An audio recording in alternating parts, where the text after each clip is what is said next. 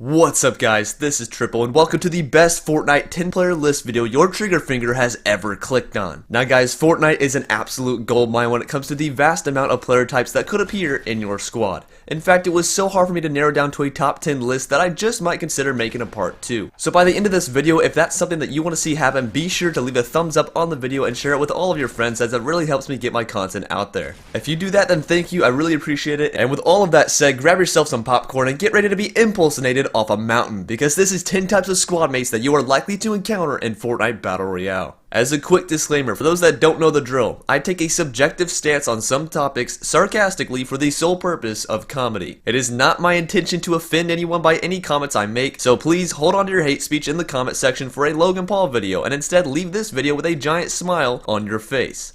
With that said guys, here we go. Number 10. The Meat Shield, aka the Delicious Noob. Say hello to the man, the myth, the legend, the walking bush, the Delicious Noob. This is the guy at the bottom of your friends list that you invite because you're a lonely soul looking to put together a squad at 3 in the morning. Now guys, you might be thinking it's a cheap shot for me to cover the noob in this video, considering it's been the biggest cow milked within basically every 10-player Fortnite video ever. But to you making that statement, ask yourself this: would it really be proper for me to make a 10-player list if I did not include the Delicious Noob? Of course not. It's essential. Delicious noob or not, we've all been a noob, and some of us here have even had the honor of being carried by our sweat friend who got us on the game in the first place. So for that reason, little Timmy No Thumbs over here is getting a spot on this list. You see, every squad runs into these special issues that only the noob is willing and capable of solving. For example, consider finding a balloon in the middle of the open or killing an opponent in the open who drops mega loot after he dies. I don't know about your team, but my squad all looked towards our good friend Rochambeau920 as he self-volunteered himself to go to the box as the Meat Shield. In this way, if hostiles were to be watching the crate, our Meat Shield noob here would take in all the damage as the rest of our squad attempts to light them up from a very safe distance.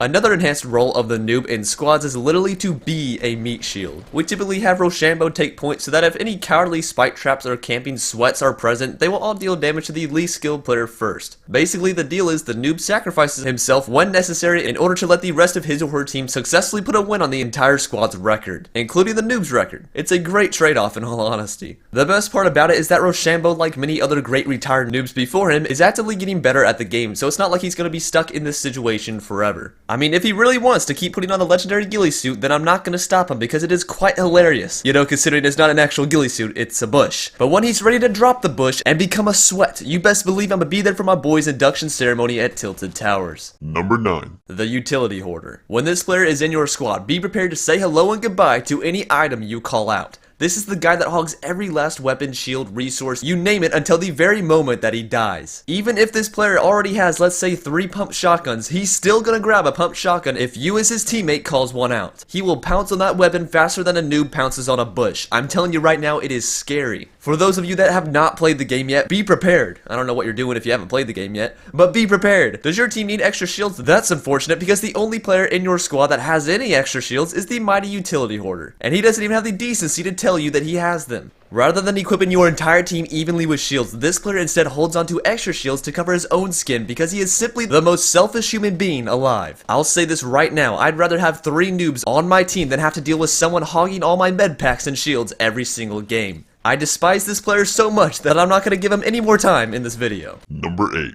The Sniping War Machine. Honestly, I don't even need to explain this one, but I'm still gonna do it because this dude is a straight beast. This is the guy that when your squad finds a high tier sniper rifle, he claims it faster than a PC sweat takes over Tilted Towers. And let it be known that no one in your squad protests this claim. The Sniping War Machine has clearly demonstrated his skills with a sniper rifle in previous matches. If it's close range, this dude still opts for his sniper rifle even if he has a scar in his hotbar. He drops people effortlessly, and he loves to build those 4x4 rectangle towers late game and snipe out every last person for the victory. If it's far range, then this dude is zooming in like crazy to hit shots that if I was on the receiving end of the bullet, I would scream mods. I would. I'm sorry, but I would. Alright, let me just break this down for you. 1 to 100 meters, that's skill. It's not a lot of skill, but that's skill. 101 to 200 meters, that's serious skill. But 201 meters plus? Really? That's Sniping War Machine status. I don't know if these people are hacking, using aimbots or what, but it's kind of ridiculous. If you're hitting snipes at this distance naturally, then props to you, because I and most normal people would have a better chance of beating Ninja in a 1v1 than hitting a snipe from that range. AKA, it's never gonna happen. Number 7. The Blame Expert. Now you guys already know, everyone, no matter what age you are, have probably played the role of the Blame Expert at least one time in your life while playing squads. Basically, if you come up with random excuses out of the blue every time you die, rather than accepting that you got beasted on by a Care Bear, that's how you know that you are a Blame Expert. For the sake of your enjoyment, here's some famous lines from my squad while we play this intelligent role. Oh yeah, dude, if I would've had a shotgun, things would've been different. Bro, I died because it wouldn't build where I wanted it to. Oh, here's a good one. He's shooting shotgun bullets out of his AR. What a modder. Since when did they add active camo to this game? My shotgun didn't do damage even when I got a headshot. Why were you guys over there whenever I'm shooting people over here? If any of these lines sound familiar, then congratulations, you or someone on your squad is most certainly a Blame Expert. Proceed with caution because these people have attitudes that could with minimal effort land them a hot episode on Dr. Phil. Low-key though, what an accomplishment. Number 6. The Lost Random. Oh, this one's gonna be good. Now guys, we cannot always be expected to have a full team going into squads. Many times we only have 2 or 3 slots filled in the squad, and for that reason we typically end up getting stuck with that famous lost random on our team. You know, the one that's probably gonna die in the storm, that guy. Let me just put this in perspective for you. You know when you and your other 2 buddies mark tilted towers because you guys are monsters, and then that one random jumps out of the bus out of absolutely nowhere and starts heading for the most absurd location like Moisty Mire? You might be scared at this point, but I'm here to tell you that you do not need to worry. The random is simply scouting ahead and just splitting resources to cover more ground. He's trying to be efficient. Man, that sounds dumb. Let's just be real here. Just about the time that you and your squad finish raiding about 2 buildings at tilted towers, you are gonna hear that good old squad mate down sound, followed by a health drain of the random that was so fast it makes Myth look slow at building.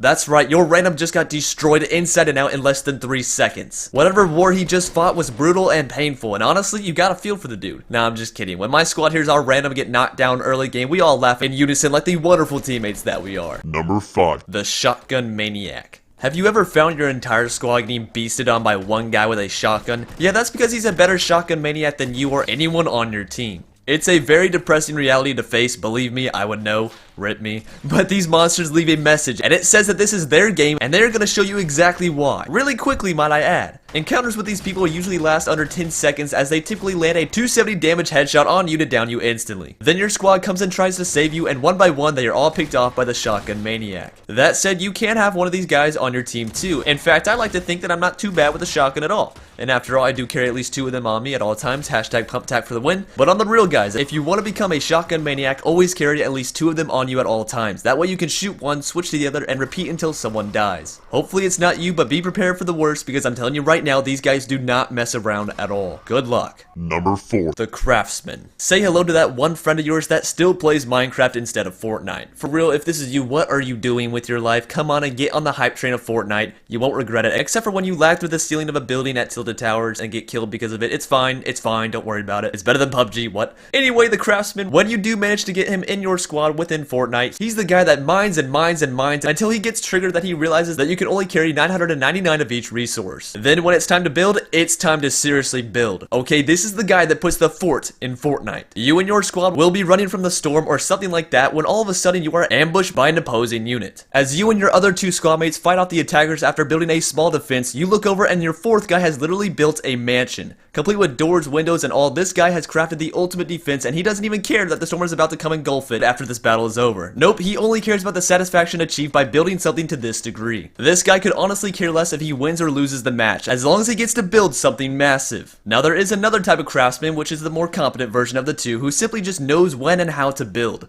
Crafting is a serious skill of this sweat, and when he gets ambushed, he will build at the most strategic angles until the opposing threat is eliminated. Myth, I'm talking to you and your architect status when you get shot at. Number 3. The Trap Specialist. Okay, this guy, man, where do I even start? You know when you don't grab C4 because you don't have enough room for it in your hotbar, and it's pretty trash compared to other things in the game? You see, the Trap Specialist would rather have C4 over a solid weapon. They want it just so they can say they have it. They usually justify it to your squad by saying something like, we can try to blow up the base of a fort late game and make them all fall to their death. That sounds all good and fun until your Trap Specialist is the only person alive in your squad and has to shoot a player right in front of him, yet he can't because he dropped his assault rifle for C4. Well done. This is how it will go down every single game, I promise you, and so for that reason, I recommend to all my squad leaders out there watching this video, you should establish a C4 ban when it comes to late game especially. With that said, the trap specialist is not finished being annoying there. His number one way to kill someone is with the good old spike trap. And not just one, but like 12 spike traps all cluttered into one building. It's honestly the most terrifying experience to accidentally stumble into a spike trap, and the trap specialist knows this, and he gets pleasure out of doing it. The worst part about these spike traps is that they take negative skill to use, and yet they rob good players of their small victories. You think you just beasted 2 people without losing a bit of health? You did, but then you decided to run into a building to check for loot, and oh, there you go, there's a random spike trap just sitting there that you failed to look at. Congratulations, you just died to someone that's no longer in the game. This is the part where you rage quit, turn off your console, buy PUBG, realize how bad it is, and then quit gaming forever until Fortnite releases yet another amazing weekly update featuring a shotgun so busted that it makes grenade launchers seem underpowered. Number 2. The triggered trolls. Now, by science of human nature, not every squad mate you match up with is going to get along with you. When it boils down to it, if you don't personally know the guy, it is unwritten rules that it is survival of the fittest. You might be in the same squad, but you could care less if this dude were to go down. Now let's say you search with a buddy in squads, and you guys match another team of 2, and so you actually try to work together. This is all good and fun until you come across a drop crate.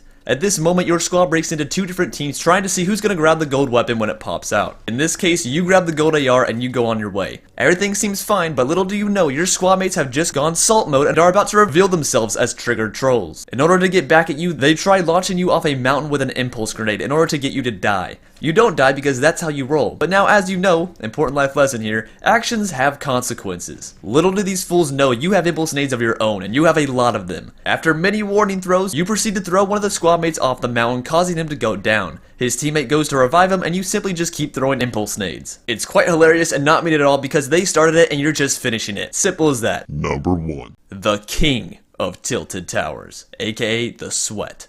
I had to make it epic, guys, because this dude is so good that he got his very own custom thumbnail to represent this entire video. This is the guy in your squad that makes you feel like complete garbage every time you play with him. When you have 1 kill, he has 6, and the game has only been going on for 1 minute. This beast somehow finds all the best weapons in the city and clears house every single time as if it's the last game for the night. He goes in and he does not stop until he has established his throne on top of Trump's tower in the middle of Tilted Towers. And don't worry, he will share the throne with you since you are in his squad after all. But when he is clearing the city, he sort of forgets he's playing squads while he takes out teams of 4 level 100s like it's absolutely nothing. I advise that during this player's rampage, you find a secure corner and simply hold out until the damage is done. Once he gives the okay, you can go meet up with him and enjoy all of the spoils of the tilted war he just won in 3 minutes. Like honestly, the level of disrespect this dude just delivered to all these poor wannabe sweats is just outright shameful. Every pro tactic I discussed in today's video, such as the double shotguns or landing 300-meter snipes, are all qualities that when combined make up the ultimate king of tilted towers. If you are against this person, I'd highly recommend that you and your team just look the other way and let it happen. Get out of the game now, because if he doesn't kill you at tilted, he will kill you at the end of the game. I can assure you of that. Alright guys, that's going to do it for today. I hope you enjoyed the video, and if you did, don't forget to leave a like, and also let me know in the comments below which type of squad mate you are. Also, if you are new and like this style of video, consider subscribing, as I plan to do a bunch more Fortnite videos in the future. With that said guys, huge thank you for watching. I love you all, and I will see you next time. Peace.